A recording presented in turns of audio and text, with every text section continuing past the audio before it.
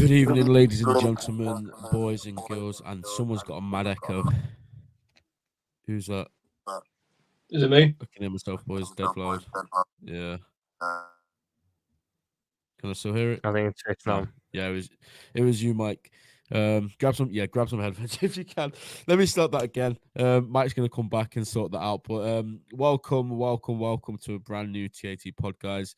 Not one that I really wanted to be doing tonight. You know, I went to the game yesterday, didn't get home until midnight, and then work today. So this is the last thing I want to be doing right now. But the game's the game, and Tom, the show must go on. Crap game that yesterday, wasn't it? Proper crap. And we haven't had a loss like that in a long time where we've just been played off the park. Last time was like City away last season. We've been very competitive throughout the rest of it. Just this one, it was from minute 1 to minute 90, we just didn't get going, and we got played off the park by an Arsenal side who, in normality, we should be competing toe to toe with. So I think that just showed. As I said to you off stream, then I think this was just ultimately the culmination of everything. All the minutes on the legs, all the injuries, all the the players just coming back. It's all added up at the wrong time for us. Now we've got a week off. Hopefully we can bounce back. But yeah, yesterday was a real poor showing from us. Real poor showing. It was. And Mike, I think, speaking to Tom quickly about it there, I think it's disappointing for me because we beat them in the FA Cup. And again, it wasn't a great performance. They did have a lot of the ball, they had a lot of chances. But when you look at the lineup that played against them in the FA Cup, it was like Jarrell Kwanzaa, it was Gakpo in midfield, it was Harvey Elliott. In my opinion, I know a lot of people, and we'll get into it, weren't happy with the lineup yesterday, but it was a weakened lineup in my eyes. And when you go from that to just being absolute dross in all departments, which again we'll get on to the specifics, it was very disappointing, wasn't it, to watch how it unfolded yesterday? It was. The system was different, which we can get into when we talk about Trent. The system was different in the two games. I don't think we played well in either of these games. I really don't. We got the result in the FA Cup out of a good bit of tactical play from Klopp in the second half, and a lot of luck in the first half. This game was just was quite embarrassing in a way. Arsenal deserved the win, and they played very well in parts, but. Yeah, so it's the worst performance I've seen from us this season, and I'm sure the lads are very disappointed.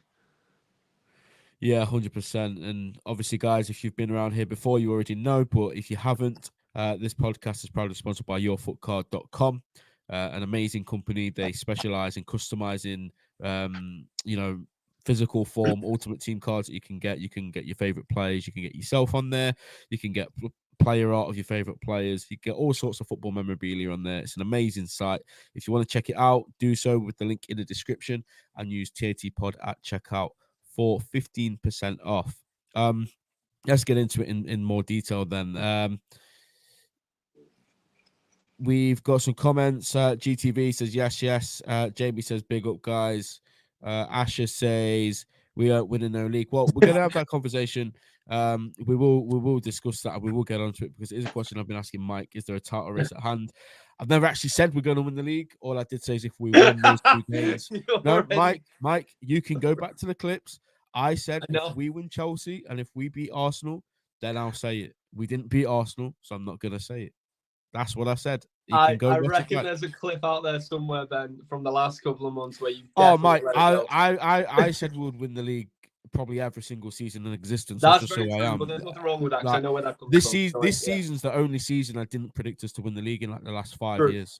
True. So, I'll give you that. But the last few weeks, last few months, I've said if we get through those two games with the run we've got until the City game, we'll win the league. We didn't, so.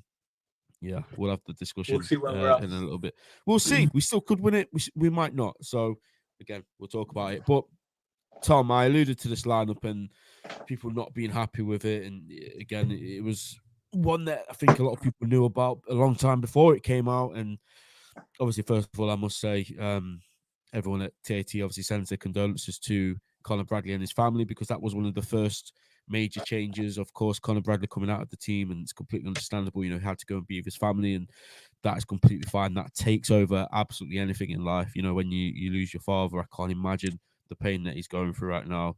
But obviously he comes out because of that. I do believe that he probably would have started this game. I know we predicted Trent to start in the previous show. I think that's sort of what I wanted because I know how Trent can change games and he can just dictate a game. And I said, if you want to win a league title, if Trent's fit, you put Trent on the pitch. In hindsight, or start with him, it wasn't. In fact, it wasn't one of his best games. It was probably one of his worst games. There was no Szoboszlai. Gravenberch comes in, which again, a lot of questions are asked. And Tom, I know you've got a very passionate little thing on Gravenberch, which I'm going to let you get into. But when we see that lineup, Tom, a lot of people, and maybe rightfully so, weren't very confident in the game. And I just want to ask, what was your opinion when you saw that lineup come out, mate? Considering the state the squad is in, it's probably one of the better ones you could put out, all things considered. But it's the way we actually played it, which confused me. Trent Alexander-Arnold's been one of the best players in the Premier League this year when he comes into the middle. So we decided to move him to touchline winger, which is something Bradley excels at, but Trent doesn't. Don't know why we did that. The right-hand side, it obviously didn't set up like this in game. You had Josset in the middle more so, and Gakpo out on the right. It's just and do not discuss that right-hand side with me because there was no effort, no intensity, no fight, no desire. I don't ask for a lot. If you're a bad footballer, you're a bad footballer. I can accept that. Some people just aren't gifted with the best ability, but I can question effort. I can question work rate, and that from the right hand side, especially Trent, Gakpo, and Gravenberch, all seem to be lacking yesterday. Now, whether you want to say, "Oh, it was just how they look body language wise," get better body language because we've had it in the past. Curtis Jones used to have crap body language. That body language is fixed now. Players can have bad body language and correct it. So if the reasoning is their body language is just crap, then correct it. Because what I saw yesterday from them was not short of horrendous. And there's a reason why every single Arsenal goal came down our left-hand side. Every single one. Sorry, our right-hand side, their left.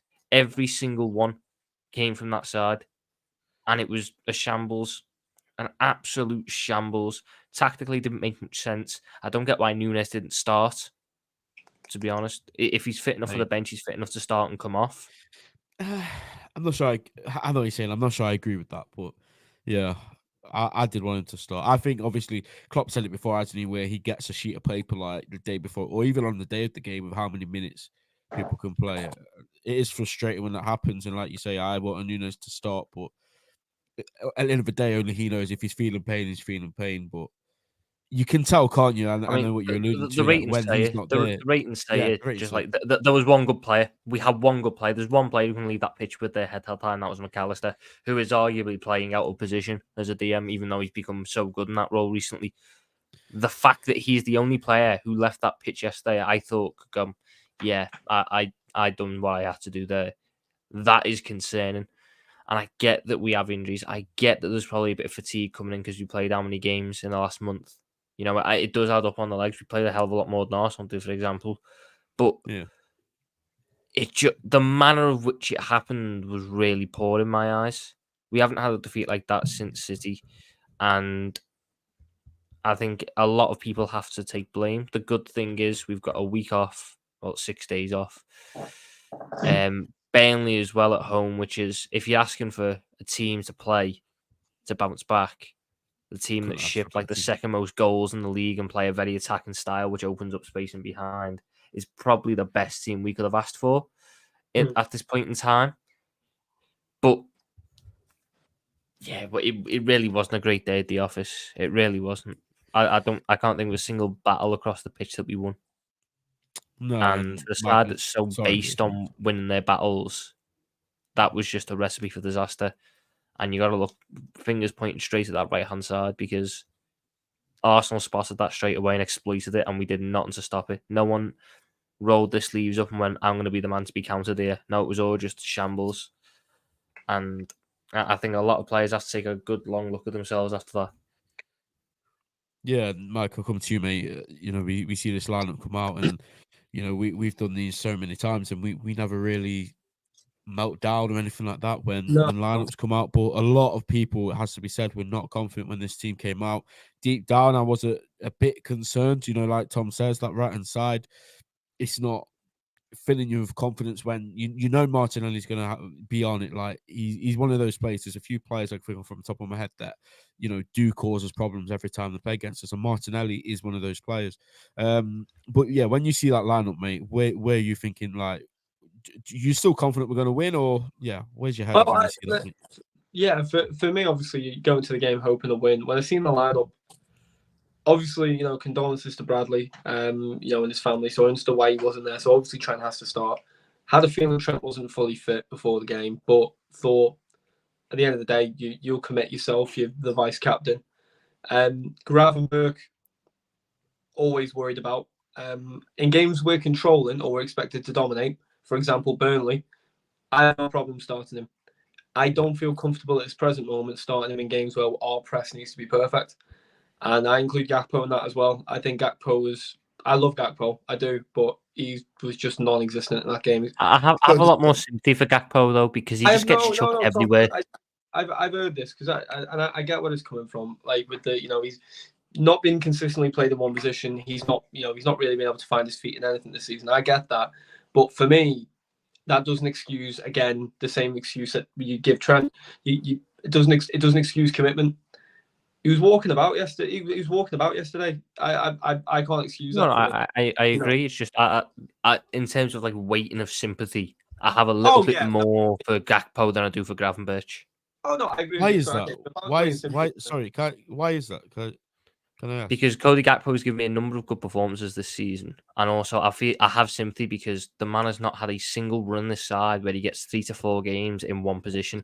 If he gets 4 games, he gets one on the left, one in the middle, one on the right, and one in midfield. That's not a chance to build consistency because he has to do a different job every time.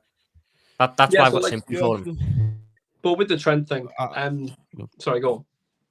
No. I thought you finished. Yeah. No. So the only thing I want to say on the Trent thing was I think not enough's being said about tactically. We got it wrong yesterday. We got it wrong tactically yesterday. The first half, I was seeing Trent push high and wide on Zinchenko to hold the width. I seen Joe Gomez playing the inverted role. Although I understand it because Trent, because Gomez has been playing so well, it made no sense to me.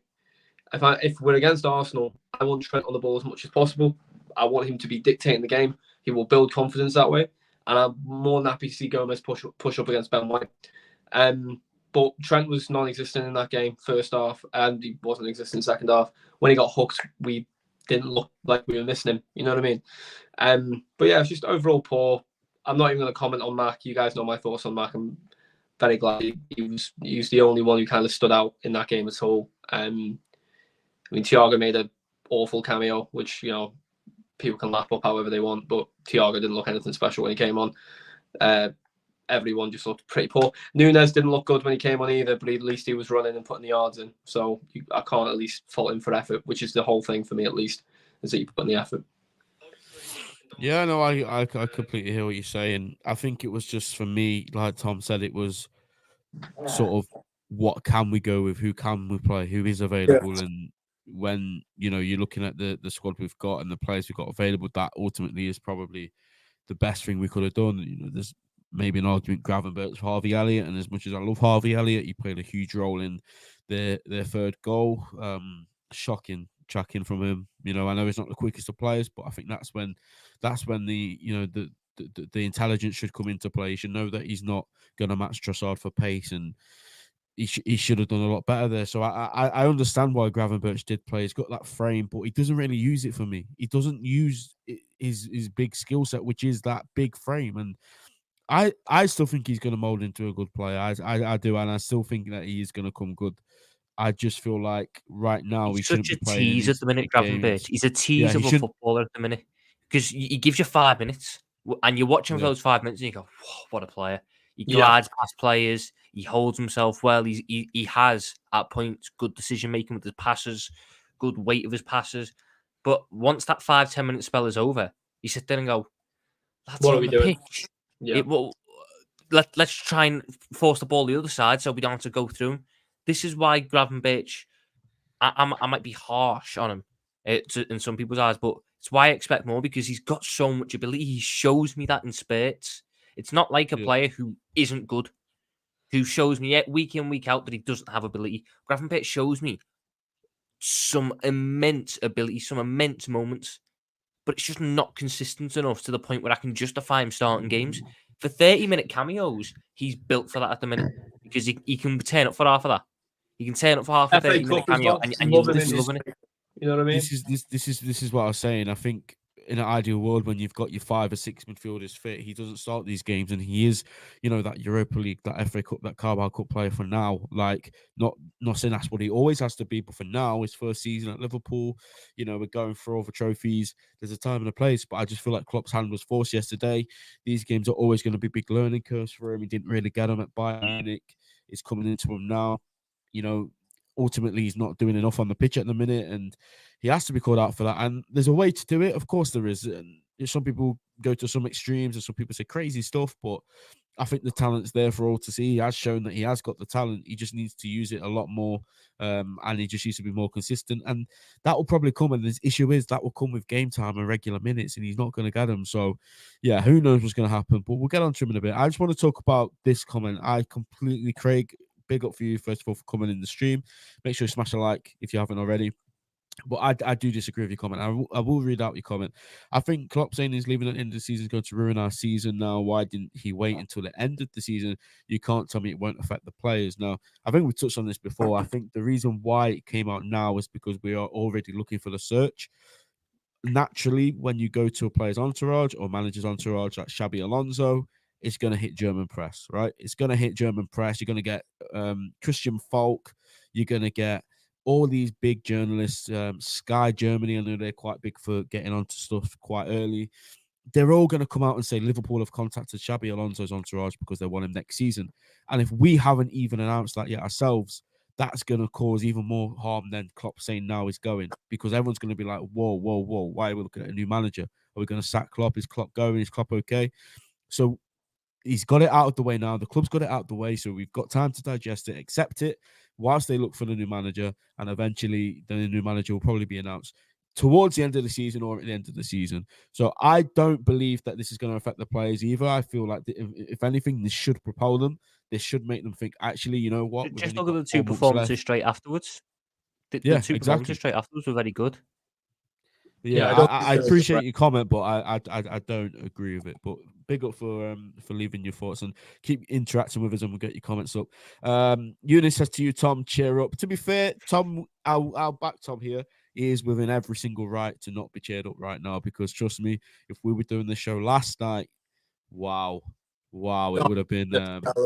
Eunice, if you want us to cheer up, tell us Brentford are winning. Do me that favour. If you want me to cheer up, you want Tom to.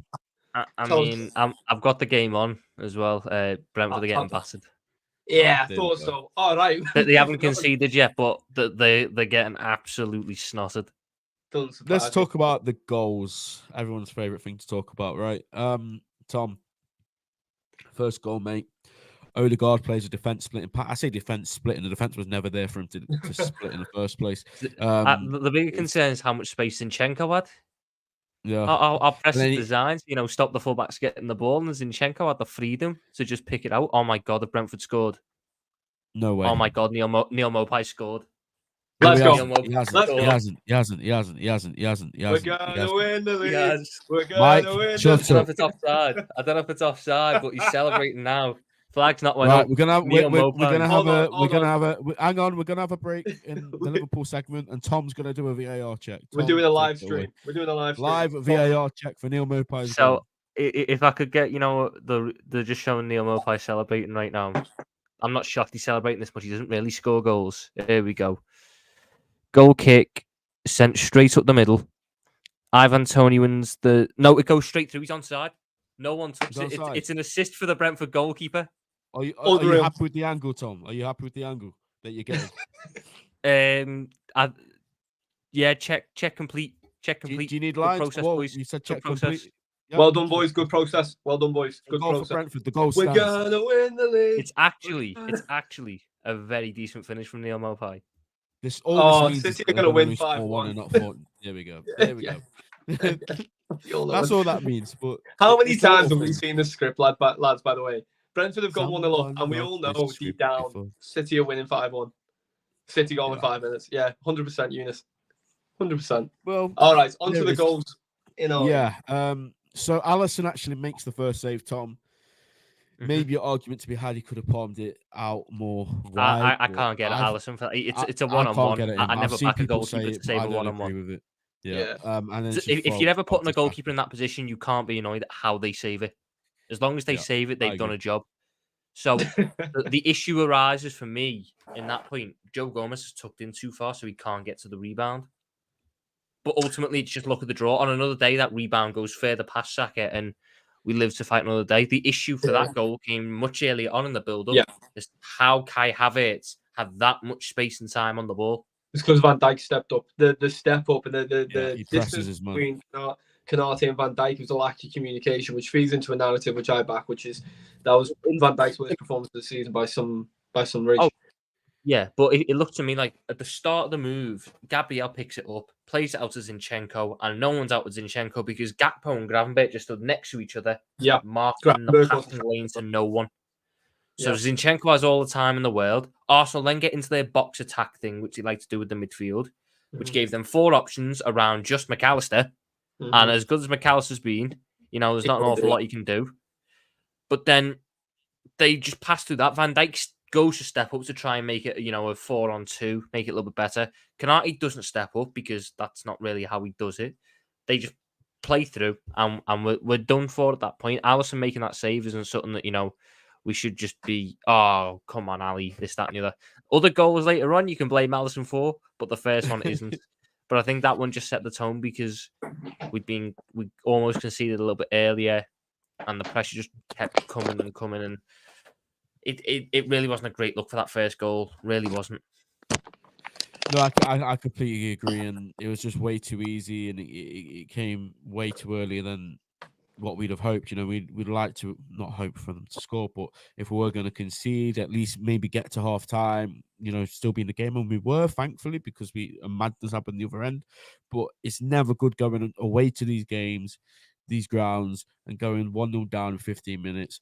And Mike, I was there, so I can confirm, like, the noise in that ground every time they scored was it was incredible. And I hate Arsenal. I don't like their fans at all. They're cocky, they're arrogant, they're whatever. But I have to, give them credit. Their fans yesterday were one of the main reasons why they won that game, I believe. And I hate saying it because, like I say, I don't like them. But they're on top right now. 15 minutes in, they've scored a goal. From that point, Mike, when the fans are on top, we know how that's like. It was always going to be an uphill task, wasn't it? Yeah, listen, it was always going to be, and listen, Arsenal do have a genuinely fantastic atmosphere at the Emirates now, and Mikel Arteta's genuinely cultivated that because it wasn't there under Emery, and it wasn't there under the last couple of years under Wenger. It's the best atmosphere the Emirates has had, really. And to be fair, they've nicked a few of our songs, but sack it, that's how songs work. You know what I mean? That's how songs in football work. We all take them off each other, really. But, they dominated that half. That half was it was an awful half from us, but Arsenal did very well. And I'm not going to knock them for that. We were very fortunate to be 1-0 for as long as we were. And then if you look at the goal that we conceded, that we scored, Gravenberch plays a decent pass into Diaz. Yeah, honest to God, yeah, Diaz, fair enough, doesn't give up on it, and then hand of God ends up in the back of the net. We didn't create anything in this game, and that's what really sticks with me because that goal was the closest we got to that goal in that whole game. It's not like we hit the crossbar. We didn't test the keeper. There wasn't we should have scored. Probably the only thing we had was Gakpo in the first half where you go, if that's Nunes, the timeline's in shambles. That's pretty much it. That was pretty much it. So yeah, we get to half time. It's 1-1, and yeah, that's where we were. It's just an awful first half, and there's not much more you can say really. And Mike, at that point, I was sat there and I was thinking, this is 1-1. Surely now they're going to go in, they're going to regroup, and they're going to come out a different team. And we've got a lifeline because we weren't great.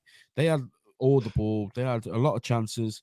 We've been gifted a goal because, to be honest, I didn't even see what happened. I just saw the net bulge and all the players were running away. So somehow I haven't let the break. And it's at that point, and we've seen it with Liverpool before this season. Second You're half, that's expecting it, a yeah. change. You're expecting gears to go up, but it just didn't happen. No, it didn't. Tactically at half time, we didn't change enough. It didn't seem anyway. Didn't change anything. Or the players didn't respond. It could be one of them. But it's annoying as well because you had. I wasn't the ground, so obviously I don't know for sure, but it felt like for the first 10 minutes of that second half, the Arsenal fans were a little bit sort of nervy. They were going, here we go again. Nervous. I really and we just didn't do anything in that spell. And I think that if he'd made some of the changes at half time, you would have got more out of it. I think the biggest mistake he made substitution wise was not giving Trent and Nunes 15 minutes together. Just to let Trent throw something towards Nunes. Because as much as we didn't create anything with Nunes on the pitch, we didn't have any of the good creators on the pitch to create anything for him. In that sense, I would just like to see, because Trent is willing to play those passes in behind defenses that Nunes likes to chase. I'm not saying it would have therefore sourced everything, but the reason nothing changed when Nunes came on was because the issue went from not having anyone to create for to having the person to create for, but not having anyone to create it. And it was just some cycle that we never got out of. Yeah, it was. But it was probably the first game in a while, and I don't really put this on Klopp necessarily, but I didn't really feel like we managed it well as a team. Like tactically, I don't feel like we adapted well in scenarios. We did well in the sense we were 1-1 and the atmosphere was calm. We were killing it.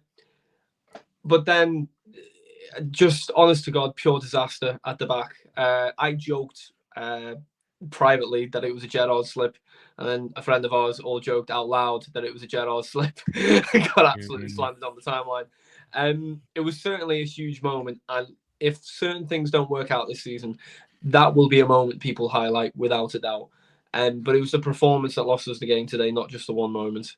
Can I give my opinion though? on this goal? Because I'm very passionate about this goal, and I'm sorry. Let me just go on this. It's not Alisson's fault. I'm sorry. No, Thank you, mate. I'm seeing a lot of people going on Alisson.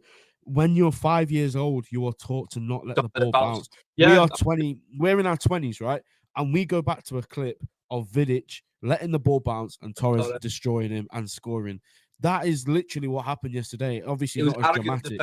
From Van Dijk. It was I don't understand. He sees the ball coming over the top. He looks at it, and then he looks at the man. He lets it bounce. Alisson's running at him full speed. They don't want to bump into each other, so I don't know what Alisson's doing. In fairness, he just sort of jumps over it, and then it ends up to Martinelli. But Virgil van Dijk, I love you, and you've been faultless this season. You've been absolutely sensational. When everyone was asking you questions last season, you've come out this time and you've answered every single one of them.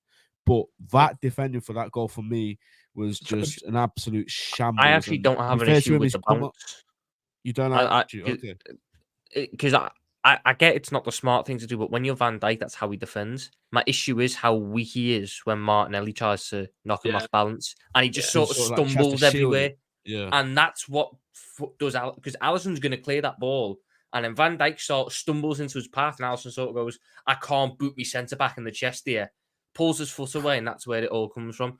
I think there's no one person's at fault and the other's faultless. Both of them, better communication, maybe a bit more decisiveness, because Van Dijk's normally someone who doesn't even take a chance; he just boots it away.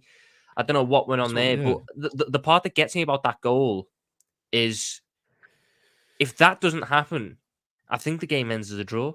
I agree. I said that as well, because the atmosphere had died down. We weren't controlling the game, but we weren't out of control of it. And Arsenal were panicking. We were in a good position, and it's a shame that it came down to that moment. I know people are going to hang up on the red card and go, maybe if we didn't get it. I'm not going to lie. I think the game was gone at that point. We were never doing anything at that point. I think we could have lost 3-1 with 11 men on the pitch. I'm glad Konate went off so we can keep on there. We haven't lost with 11 men this season. It's a fun little gimmick. Yeah, it's a fun little gimmick, and technically unbeaten with 11 men. We'll take it. But it was just ridiculous, and don't get me wrong. We'll talk about the Konate 2 yellow cards now because they were ridiculous. Let's talk about it now. Yeah, that's the second one. For what was the first one for again? Just jog my memory. The first one was a yellow card. It was a bit of a tussle between him and Havertz. Whoever went down first was going to get the foul. It's one of them ones where Havertz is backing into him. Good play. And then Konate puts his arms around him to sort of move him aside, and the ref blows it for that. It's a yellow card based on the fact you're not allowed to grab someone like that. Yeah, that's But it. a lot of the time, it just gets brushed away in football. That one isn't the one with the issues. With the second one, I don't even have an issue with the fact it was a yellow card. My issue is the fact that there is a literal similar incident 2 minutes later that you don't give the same decision for. When Nunes spins off Gabriel and he does the same thing, and it's not a second yellow. I don't mind you giving Canate a red card. Both of them are yellow card offences. Yeah. I think Kai Havertz makes the most of the second one because he doesn't touch him in the face. But that logic can apply. How Gabriel didn't get sent off in that game, I don't know. Based on the standard of officiating that has been set that game. With his shirt as well, the one where he's not holding on to Gakpo's shirt. Didn't even get a foul for either of them, by the way. Apparently, neither of them were a foul. It blows my mind. And before anyone tries to dive in, we're not saying that the officiating was why we lost the game. We are just pointing out that this is a problem in the sport. Well, here's the thing. I say it every week to Ben. All right, and Ben's heard this too many times. It's not corruption, it's incompetence. And there's another example of it. We had two that went our way against Chelsea. In my opinion, Chelsea could have had 2 pens in that game they didn't get. And then at the Arsenal game, Arsenal should have had a man sent off. And then you could argue that, Havertz could have got a yellow card for the way he ran into Van Dijk. It's just bad officiating. It's just inconsistent. We didn't lose the game because of officiating. We lost the game. We didn't deserve to win. No one's saying that if Canate didn't get sent off, we would have scored a 97th minute equaliser or win. We're not saying that, but that Mike says is inconsistent. And Gabriel made 3, 4, 5 maybe potential yellow card offences, and Canate just like Tom says, it's exactly the same thing that happened the other way, but one gets sent off, one doesn't. So it is just strange, but it is what it is. Kwanzaa or someone else probably come in for. When Kwanzaa comes in, we're comfortable with Kwanzaa. You know what I mean? So no one's panicking about that, which is good. And what's exciting though? Let's look forward. Players that are coming back this week in training, potentially. Endo. I just want to throw in a red card stat real quick. That's our 5th red card this season. How many of them have been real red cards? Let's think about it. You had 4 of them, based on the fact that I've got another red card stat. Let me but the point is, Liverpool have for Liverpool to get 5 red cards. The last 5 red cards before this season took place over 1, 2, 3, 4, 5 seasons. Love that. Wow. I love that. And we've now got 5 in 1 season. Let me read out this. Let me read out this stat, by the way, guys. Klopp has 81 losses in his Liverpool career. That's 468 games long thus far. 57 of them have came when the referee was bold. 40 of those 57 losses, Anthony Taylor was the referee. In essence, whenever Liverpool lose, the probability is it's Anthony Taylor being the referee at 70%. It's just ridiculous. Well, we just bold referees in general. I don't trust them. Paul Tierney, I take back everything bad I said about you. You're not the problem. Paul Tierney. I won't go that far. Paul Tierney redemption arc against Chelsea was unreal, by the way. Give the man credit. He put on an awful display, but it was in our favour. You know what I mean? Mike, talk about the last goal so we can quickly move on because this is all right, I'll sum it up. But look at the bias, because if this was 3-1 up, I'd be chatting whimsical about it. But all right, they come in down the left. Elliott skinned, which was just bad. I was switched off at that point. Did we have any right-sided defender on the pitch at that point? We were playing Diaz at right back, and we were playing Thiago as a second centre back. Which is probably why, actually, maybe I take back my comment on Thiago. He was playing as a second centre-back at 5'6" with one leg. Fair enough. They're coming down the left. He gets in a really tight angle, and this is Alisson's fault. It's shy keeping. It's straight at him, and he opens his legs up. And but it takes a deflection, doesn't it? It takes a slight. It's bad. I mean, you shouldn't get beaten. No, but when you're getting set like that, I think that there's not an awful lot that the keeper. Because I've seen the goal, I just didn't know about the build-up. I mean, fair enough. Maybe I'm being harsh. As a keeper, you don't want your centre back getting involved there. If he's either got to block it or he's got to leave it. Who's to take it? Goes to Gomez. Van Dijk. It comes off Van Dijk's foot. And so Alisson saving that with his foot the moment Trossard hits it. The deflection is what takes it through his legs, but Alisson's setting himself to gather it by his foot. That's why when it goes to his legs, there's not an awful lot he can do. He's set already. In that situation, you either commit fully and block the ball, or you leave it for your goalkeeper. You don't do what Van Dijk done, which was dangle a foot in there, because that's the worst thing that you can do. As both a centre-back and a keeper, a keeper, you never want your defenders to do that. As a defender, you're just going to flat-foot your keeper.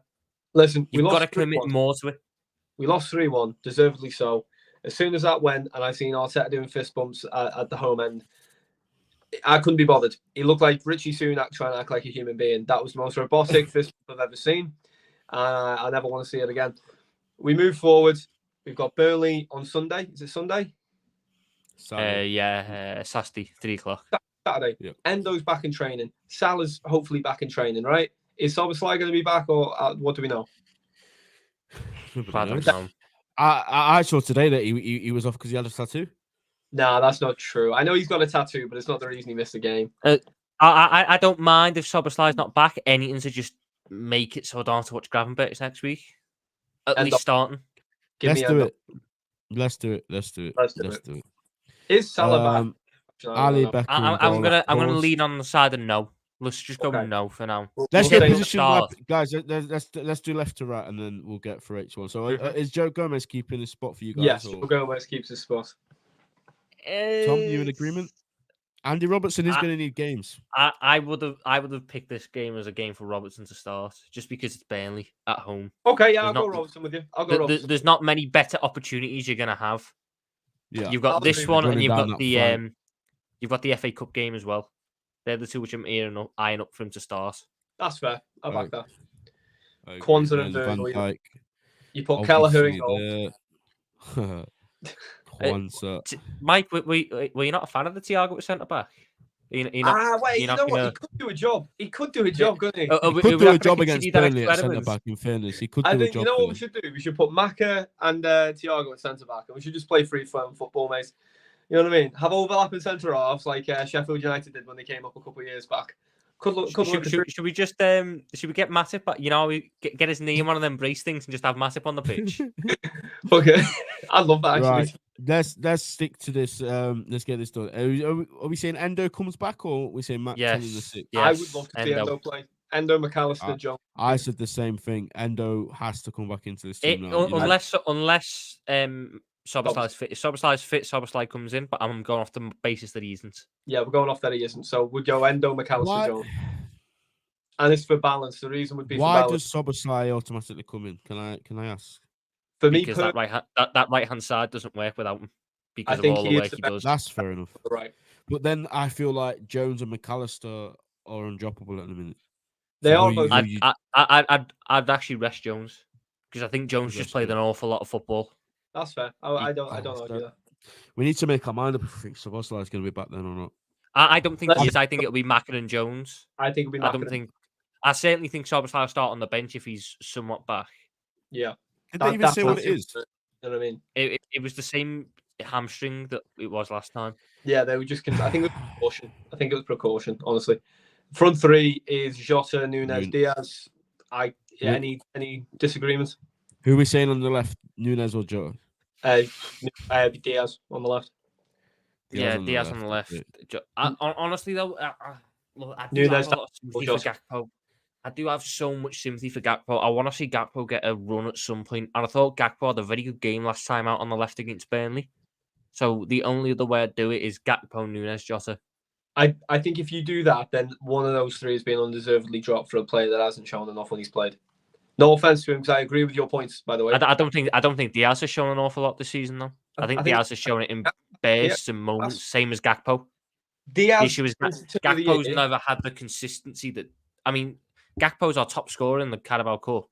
He's the top. He's scored a fair few goals in the Europa League, but he's never had the same opportunities afforded to him in other competitions because of his versatility. I just want to see him get a chance in his natural position. At least 1 or 2 games. Just show me something. If at that point, Burnley and I think you've got Brentford afterwards. If across those 2 games, I get nothing out of them, then I'll concede. Okay, I just need a moment for him where he gets a chance to just get a little bit of consistency, bit of form. So who are you saying? Gakpo for Diaz?